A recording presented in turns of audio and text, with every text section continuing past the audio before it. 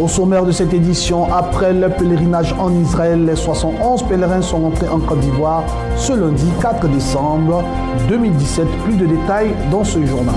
L'ONG Parlons Hébreu a organisé le jeudi 30 novembre 2017 à Abidjan, Riviera Bonhomé, la cérémonie de remise de diplôme à ses étudiants. Actualité africaine au Zimbabwe, après leur nomination, les nouveaux ministres ont prêté serment ce lundi. Sport, la Française Mancel Nathalie a remporté la 32e édition du Marathon des Sables.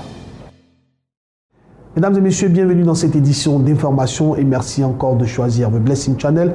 Comme annoncé dans les titres, nous commençons en religion en Côte d'Ivoire. Après un long séjour passé en Israël, en Terre Sainte, les 71 pèlerins issus de la Côte d'Ivoire, de l'Angola, du Tchad et aussi de la France pour cette deuxième édition du pèlerinage organisée en Israël par Béni TV en collaboration avec King Voyage qui s'est tenu du 26 novembre au 4 décembre 2017 sont rentrés ce lundi 4 décembre en Côte d'Ivoire. Un accueil chaleureux leur a été réservé par le fidèle, parents, amis et connaissances. Écoutons leurs impressions à l'aéroport international Félix Houphouët-Boigny par Béni TV.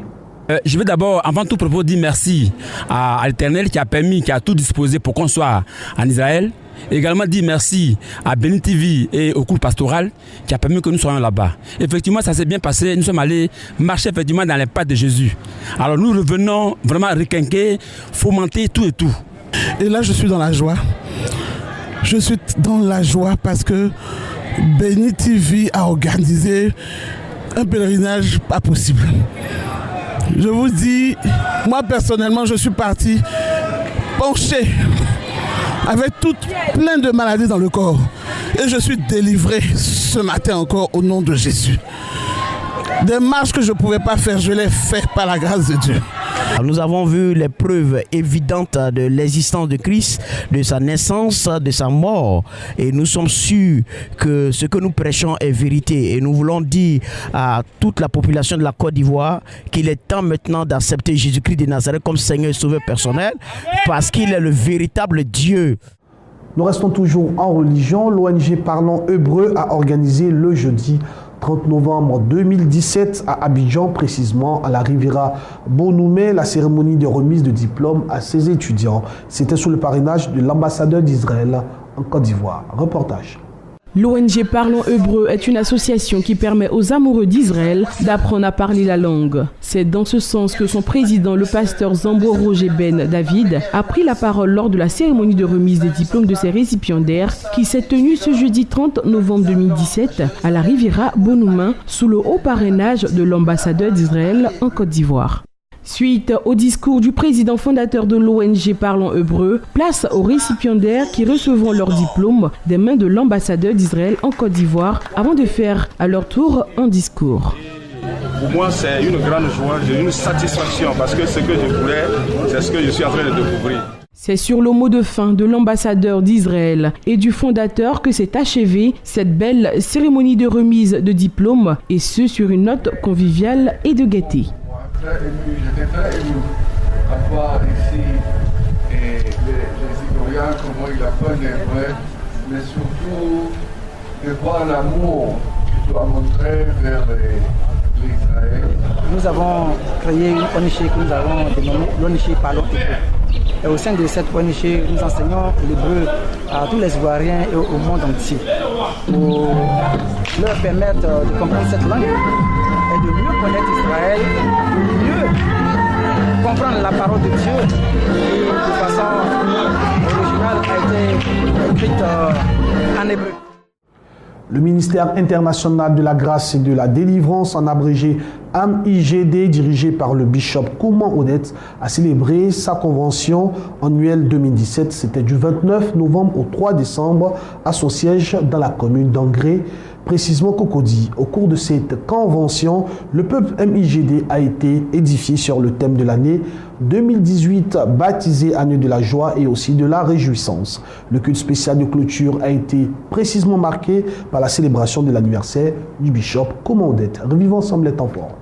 Un culte spécial a clos la convention annuelle 2017 du ministère international de la grâce et de délivrance de Bishop Maman Kouma Odette. Pour ce moment de réjouissance qui marque le passage à la nouvelle année, les chrétiens du MIGD venus de plusieurs localités de la Côte d'Ivoire ont célébré l'Éternel Dieu à travers des prestations artistiques, le tout dans une ambiance entretenue par de nombreux chantres invités. Du 29 novembre au 3 décembre 2017, le peuple du MIGD a été édifié par de nombreux orateurs venus d'Afrique, de l'Europe et d'Amérique. Ils ont outillé spirituellement le peuple de Dieu en vue d'une bonne année 2018 baptisée année de joie et de réjouissance. L'orateur du jour, le pasteur Christ Ombal Nzanzo, venu du Congo-Brazzaville, a mis l'accent sur la sanctification et l'obéissance.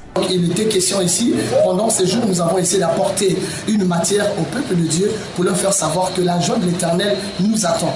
Mais les principes fondamentaux qui permettront à ce que le chrétien puisse vivre cette joie n'est autre que l'obéissance à la parole de Dieu.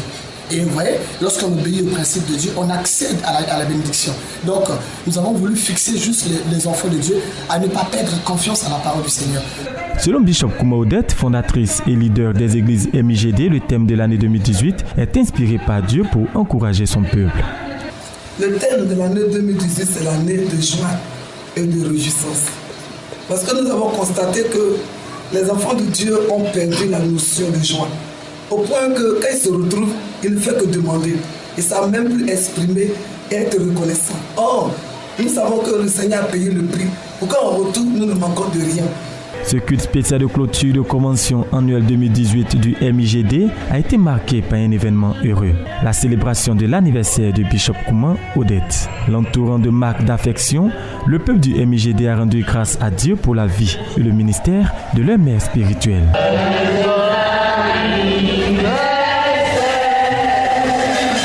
Des couples nouvellement mariés ont également été présentés au cours de ce culte de fin de convention 2017, chargé de forts moments d'émotion. La deuxième convention annuelle de la mission évangélique de la Nouvelle Alliance pour Christ, en abrégé MENAC de Ndoussi, s'est déroulée le samedi 11 novembre 2017. Une église sans tache et sans rides, tel a été le thème de cette belle cérémonie qui était la convention, qui a aussi donné lieu à une belle fête. Reportage. La célébration de la deuxième convention annuelle de la mission évangélique de la Nouvelle Alliance MENAC pour Christ de Ndoussi, qui a pour thème une église sans tache et sans rides, a démarré par une procession en fanfare à travers les artères principales de Ndoussi. Cantiques chantés à la gloire de Jésus-Christ ont meublé ce défilé des fidèles de l'église MENAC de Ndoussi, parrainé par le Saint-Esprit. Peu après, le peuple de Dieu a pris place dans le temple pour offrir un culte agréable à l'Éternel des armées. C'était le samedi 11 novembre 2017, en présence de nombreux membres de l'église MENAC et des églises sœurs invitées à l'occasion de l'heureuse circonstance, à savoir l'église évangélique presbytérienne de Ndoussi, la mission Carmel, Pentecôte Sainte-Feu, l'association des pasteurs des églises évangéliques de Ndoussi à peine. Prenons le premier la parole, le prophète Yobou Francis, le président fondateur de l'église MENAC de Ndoussi, a remercié les fidèles et tous ceux qui de près ou de loin ont contribué à l'organisation de la dite convention. Nous disons merci à Elohim, de la famille, afin que nous soyons là ce matin. On a demandé à Dieu de fermer le ciel de tous les vendredis et samedis et de faire tomber la pluie au milieu de la nuit. Et je crois bien que le Seigneur nous a exaucé. Alléluia. Pour sa part, l'homme de Dieu, l'apôtre Ofakwame Maxime, l'orateur principal, a exhorté le peuple de Dieu à rechercher toujours le premier zèle du chrétien. Les textes bibliques tirés du livre de l'Apocalypse 2, versets 5 à 10, ont édifié les peuples de l'église MENAC de Ndoussi. Quels sont les éléments caractéristiques de cette église glorieuse que le Seigneur vient chercher? Parce que la venue de l'église, c'est d'être auprès du Seigneur. Lorsqu'une église n'est pas donc du goût du Seigneur, mais c'est une église qui est perdue. Et cet élément caractéristique, le premier, et qui est l'élément caractéristique de cette église glorieuse, c'est de conserver son premier amour. Adoration, louange, délivrance et bénédiction du couple pastoral ont constitué le point focal de cette deuxième convention annuelle de l'église MENAC de Ndoussi. Parlons à présent de société dans cette édition d'information, précisément le développement.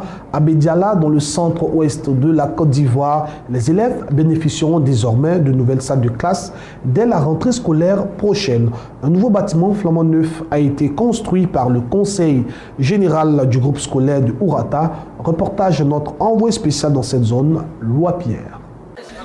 Coupant le ruban symbolique, Djedje Madi a expliqué la volonté du conseil régional qui a pour objectif d'offrir à chaque enfant de la région du Haut-Sassandra une chance d'aller à l'école. Les salles de classe en matériaux précaires sont désormais des vieux souvenirs pour les élèves du groupe scolaire 1 de Oruta. Et nous souhaitons simplement que bon usage en soit fait et que les parents sachent que ce n'est pas un coup de hasard. Nous avons l'intention de penser avec tous les élus de la circonscription à réaliser davantage de choses quand Dieu nous en donnera les moyens. Le conseil régional vient de réhabiliter la première école de la sous-préfecture de Bédiala, ouverte en 1956. Depuis l'école a été construite en 1955 et ouverte en 1956, nos parents même qui ont construit le bâtiment-là. Le bâtiment a été construit à l'époque, mais ça a été le vent à décoiffer. C'était en présence des autorités administratives, de la chefferie, ainsi que les responsables de l'éducation nationale, plusieurs intervenants, cadres et porte-parole des populations, Fouabi Guy René et son frère Tien Michel ont salué les actions de développement du conseil régional avant d'appeler les populations à une bonne utilisation. Nous nous retrouvons ce matin ici pour la remise officielle des 3 classes entièrement réhabilitées par le conseil régional du Haut-Sassandra. Soyez-en remerciés, Monsieur le Président. Mesdames et Messieurs, nous réceptionnons ce jour 3 classes pour nos enfants afin qu'ils soient dans de meilleures conditions d'études. Prenons-en soin. C'est donc en connaissance de cause qu'il veut nous aider à avoir demain et après-demain des Alphonse Djedje Madi à Ourouta. Bien avant cette remise, Djedje Madi et sa délégation ont visité un autre bâtiment de 3 classes en cours de réhabilitation au groupe scolaire 1 et 2 de Banoufla.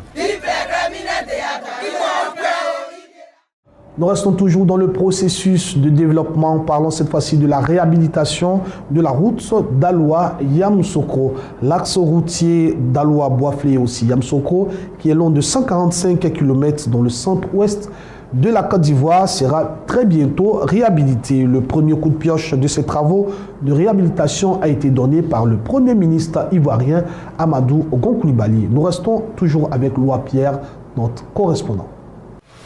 Déjà plusieurs années, les usagers du tronçon Daloa, Boisflé et Yamoussoukro se plaignent du mauvais état de cette route qui leur cause d'énormes difficultés à cause de son état de dégradation.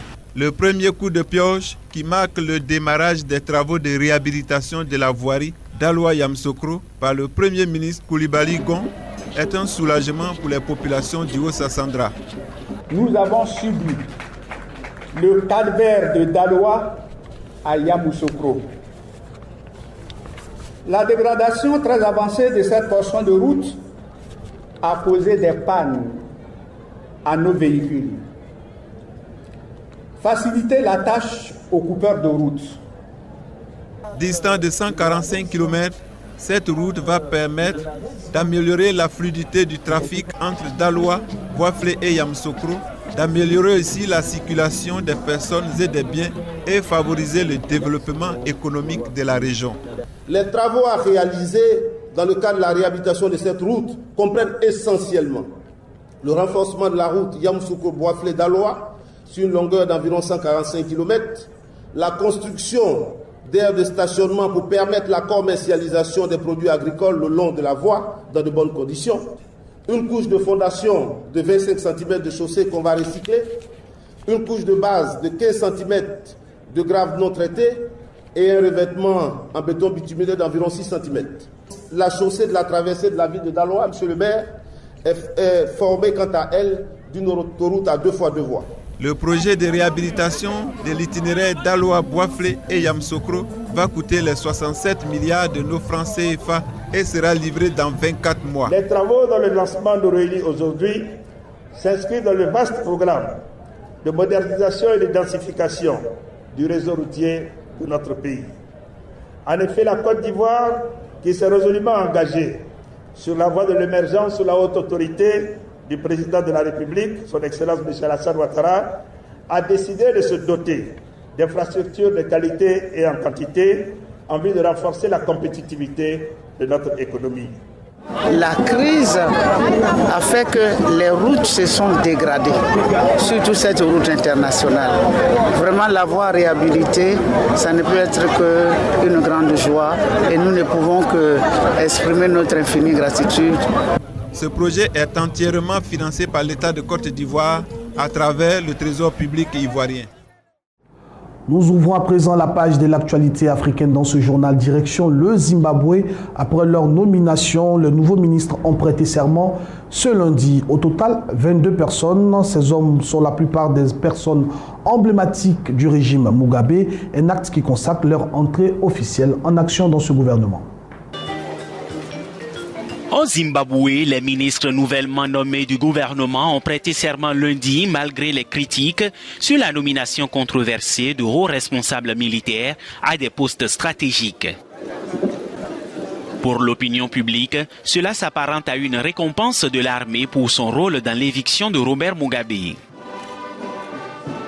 Ceci dit, le nouveau président Emmerson Mnangagwa a ramené Patrick Chinamassa comme ministre des Finances en dépit de son précédent bilan qualifié de chaotique. Moi, Emmerson Dambudzo Mnangagwa, président de la République du Zimbabwe par la présente, vous invite tous à prêter serment conformément à la loi.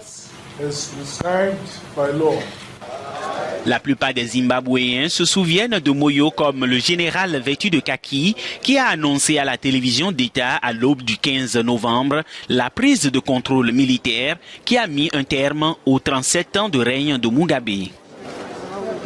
Il y a de cela une semaine, Mnangagwa a été investi comme président. L'ancien chef de sécurité d'État surnommé le crocodile a éloigné les proches de la femme de Mugabe, Grace. Mais il a par contre ramené de nombreux loyalistes de Mugabe du parti ZANU-PF, décevant ceux qui s'attendaient à une rupture avec le passé. La créativité, un vivrier d'emploi, un potentiel qui met en exergue toute cette jeunesse pour éradiquer le chômage, un leitmotiv pour une jeunesse déployée et développée.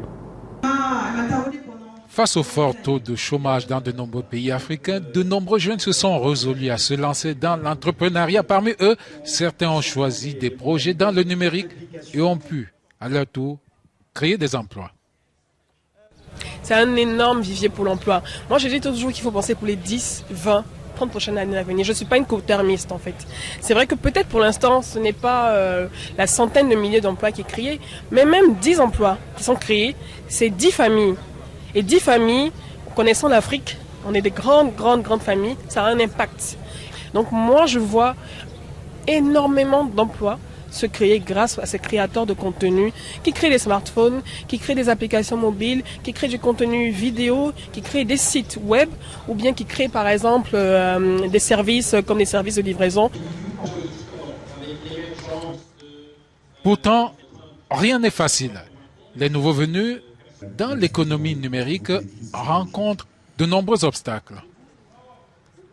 Même si ce n'est pas un financement en argent, les entourer, les coacher, les aider à se structurer et avoir des partenaires et avoir des marchés. Je pense que c'est ça la plus grosse difficulté.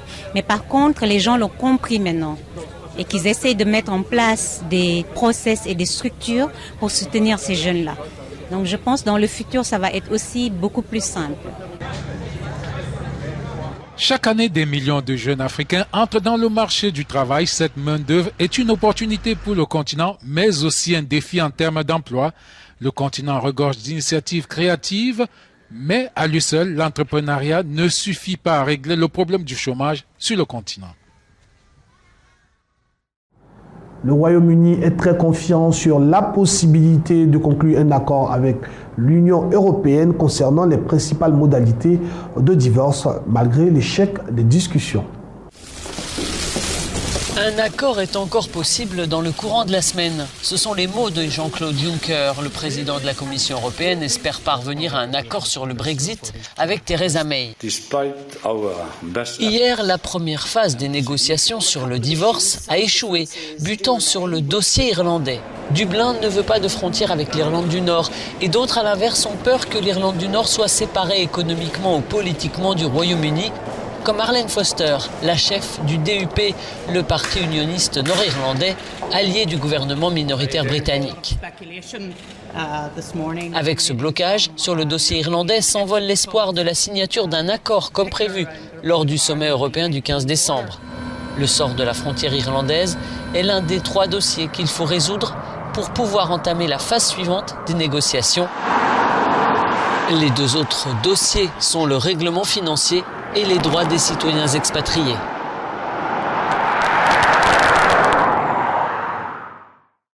Nous terminons ce journal en parlant de sport, un sport assez particulier. La Française Mancène Nathalie Mauclair, à 47 ans, a remporté la 32e édition du Marathon des Sables, la première disputée en Amérique du Sud, dans le désert entre Nazca et Paracas, au Pérou précisément, ont annoncé mardi dernier les organisateurs. Des paysages extraordinaires et des douleurs dans les mollets. Le Marathon des Sables se termine ce mercredi et déjà cette première édition péruvienne est un succès. Depuis le 26 novembre, plus de 300 coureurs de 32 nationalités se sont lancés dans la course. 250 km dans le désert d'Ica entre l'océan Pacifique et la cordillère des Andes. Sans assistance, excepté l'eau, il faut emporter 7 jours de réserve et de quoi dormir dans un sac qui pèse entre 7 et 12 kilos. Débordés par le succès du Marathon des Sables au Maroc, les organisateurs ont proposé cette version au Pérou. Côté sportif, le Marocain Rachid El Morabiti et la Française Nathalie Mauclair ont encore creusé l'écart lors de cette 5e et avant-dernière étape. Les paysages, c'était super, quoi. On est allongé la côte, on s'éloignait un peu, on revenait, on voyait les petites criques, on descendait sur la plage. C'était vraiment superbe, des belles lumières, c'était vraiment sympa. Un trail qui confirme l'engouement croissant pour cette discipline et qui s'inscrit parmi les plus réputés aux côtés de l'Ultra Trail du Mont Blanc et la Diagonale des Fous à La Réunion. Mesdames et messieurs, c'est la fin de ce journal. Merci de l'avoir suivi. Bonne suite de programme sur le Blessing Channel. Dieu vous bénisse. À bientôt.